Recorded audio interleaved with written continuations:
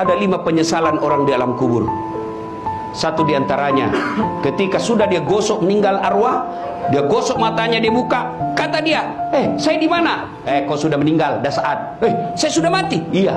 Ya Allah, hidupkan saya kembali ke dunia, sekejap saja, kira-kira 1 menit lah kalau boleh.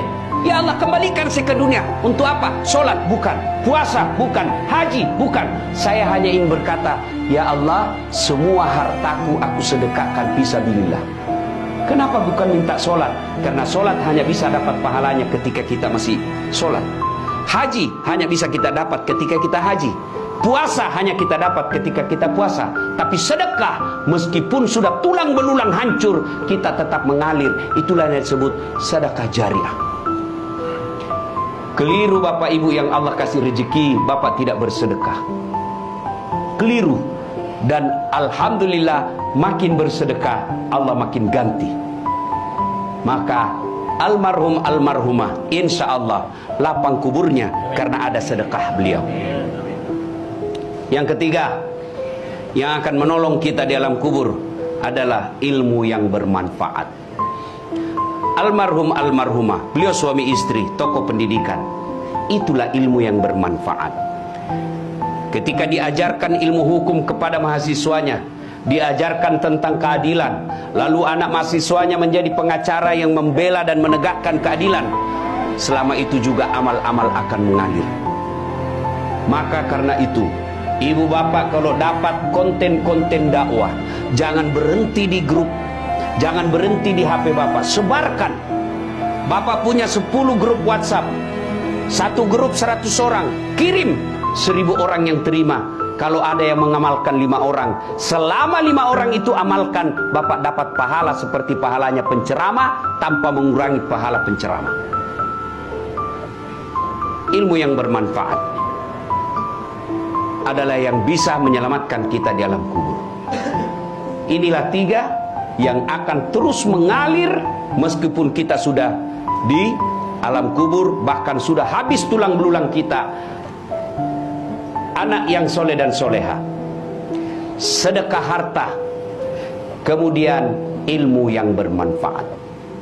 Dan orang yang ada di alam kubur sekarang masih transit, belum sampai surga, termasuk Rasulullah Muhammad SAW. Dan siapa yang paling menderita di alam kubur? Kata Nabi, orang yang paling menderita di alam kubur nanti adalah al-mutahawil bis sholah, yang menganggap enteng sholat. Saya mau tanya, bapak-bapak, kalau pergi merantau ke Sulawesi Selatan, ternyata bapak tidak nyaman di Sulawesi Selatan, ada pilihan? Ada? Ada. Balik lagi ke Jakarta. Saudara-saudara dari Jawa merantau ke Sumatera, ternyata di sana tidak bagus. Ada pilihan? Ada. Balik lagi ke Jawa. Mangan orang mangan, yang penting ngumpul. Iya. Iya toh?